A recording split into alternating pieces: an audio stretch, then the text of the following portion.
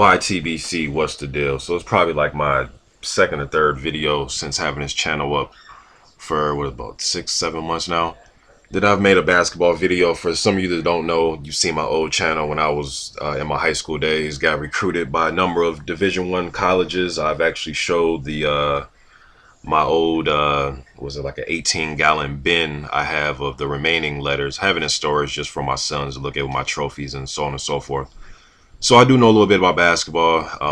Like I said, got recruited by a lot of Division I schools: Kansas State, Creighton, Northern Iowa, Virginia Tech. I mean, a lot of them, right? So I do know a little bit about basketball. But what I'm seeing from Steph Curry right now is unbelievable. And this video, I've seen a few YTBC members leave some videos mainly on Steph Curry and the Warriors and what they're doing this season, which is truly special. The best start in the history of the NBA. The first 57 games, they're going to probably catch that 72-10 Bulls team, which they might. I think the Warriors will probably win 73, 74 games this year, most likely.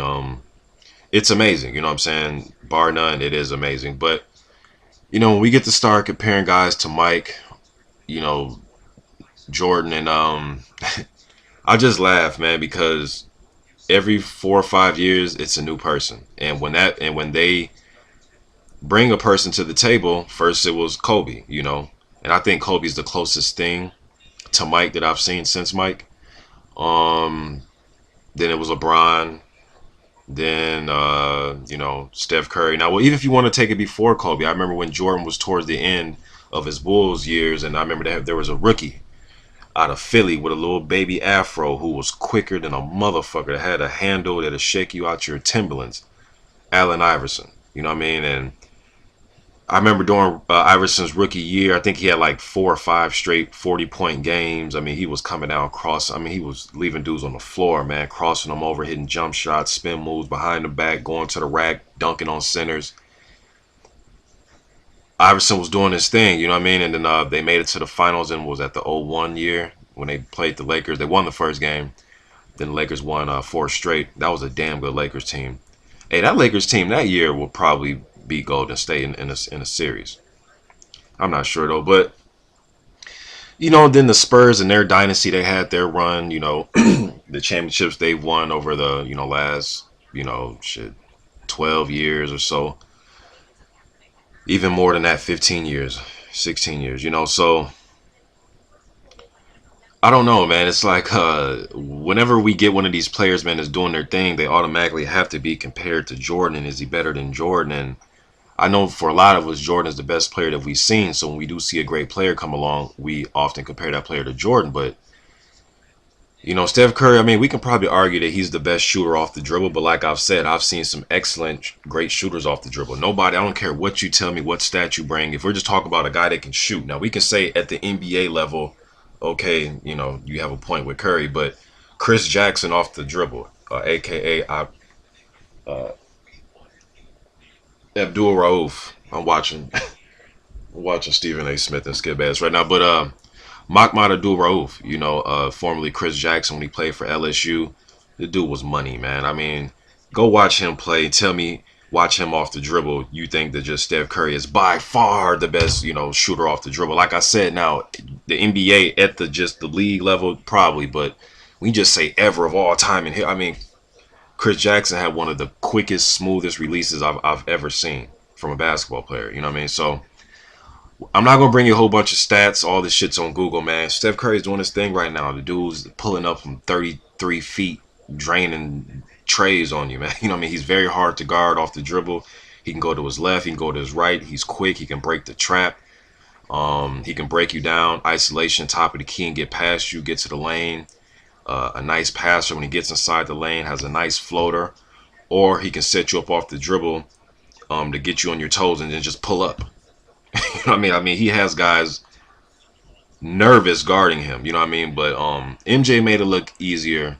He made it look easy too, And then again, Kevin Durant's another guy. I remember when he was on his little roll when the year the Thunder got to the finals against the Miami Heat, and it was the same thing with him. Is he's the best scorer since Jordan? It's like, it is no disrespect to Curry, but to me, it's just like, it's just a replay. Then it's going to be somebody else after Curry. Once the NBA catches up with Golden State and they start to slow Golden, because it happens. It's not just Golden State. It's every dynasty. Or Golden State's not even a dynasty yet. They won the one title. And shout out to Mark Jackson for putting Golden State in position. But they won the title last year, and right now they're on a roll. Look like they're going to repeat. Now, if they start tallying up 4 or 5 of these things, you know what I mean, then it's a different story. But I like Golden State and what they're doing. Steph Curry kind of comes from that mold of like Iverson, Steve Francis, Baron Davis type of two guard or point. Well, he's a point, but point/2 because he can score like a two guard.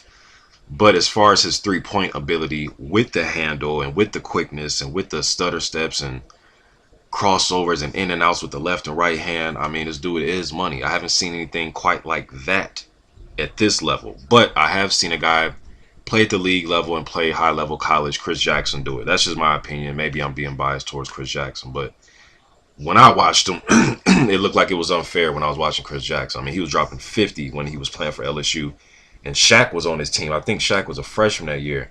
He was dropping like damn near 30 a game with Shaq, you know what I mean, and Stanley Roberts.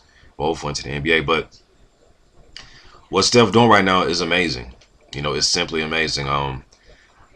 Although that Bulls team is probably one of my favorite NBA teams, those Magic, Showtime Lakers, pretty, well, that's due to my uncle, man, because he was a big Laker fan back in the day. But anyways, yeah, what Steph doing right now is amazing, man. But is it better than Jordan? I mean, Jordan averaged, what was that, the 87 year? The dude averaged like 37 a game with damn near 50% shooting from the field. With no threes, you know what I mean? Not that much threes, just twos and getting to the line. You know what I mean? So, and a person we tend to forget is Wilt. People like to shit on Wilt's achievements and records because the era he played in, but it's like, dude, you want to talk about video game numbers. Wilt Chamberlain had video game numbers. You talking about a dude averaging 50 points and 26 rebounds in one year. Real video game numbers. Bill Russell was another one, averaging, 24 points and 23 rebounds, you know what I mean? And we can argue it's different eras, but for this era right now, 2016, Steph Curry is on fire. He is on fire. And as far as him being the best player offensively, yeah, he may be the best player offensively. Defensively, he is averaging about 2 steals a game. People don't give him credit for that. But you just don't, some people don't view Curry as this, this lockdown, shutdown defender. You know what I mean? It's just at the pace that their games are played at, there's opportunities for a lot of steals, a lot of passing lane deflections, and so on and so forth. But offensively right now, yeah, he is probably the most explosive offensive weapon. And he's below the rim. You know what I mean? Curry will get a few little fast break rim burner dunks. We call them rim burns when you dunk with your tips of your fingers and shit. But man, he can go attack the basket with the left, with the right. He's mastered, banking shots off the high backboard with the left hand scoop layups and right hand layups. Mid range is on fire. His pull ups are on fire. Like I said, his floater. It's all there offensively, man. It's all there offensively. And usually when a guy's this diminutive in size as far as his strength, you think of guys like that not being able to get their shot off but we've seen small guys be able to light it up and score. Tiny Archibald and Allen Iverson. Curry's not short, but just his strength and size, some people view him as a skinny guy, but this is almost like watching Reggie Miller if Reggie Miller had crazy, yo-yo type ball handling skill. You know what I mean? But hats off to Steph Curry, but man, let's just slow down to Jordan. Now if this guy is he breaks up, 5-6 championships, then we can start talking about it. But as far as score, yeah, be interested if he's gonna add this scoring title to his resume. I know Mike had 10 of them, 10 in a row. I believe it was 10 in a row Mike had. But interesting topic, man. I don't do that many basketball videos, but I'll probably do a March Madness, round March Madness. I still love the game, man. I grew up playing ball. Boxing is just a love of mine, but yeah, man, basketball got me my free education. You know what I mean? So always got a love for the sport, and I grew up a big basketball fan, man. YTBC, I'm out.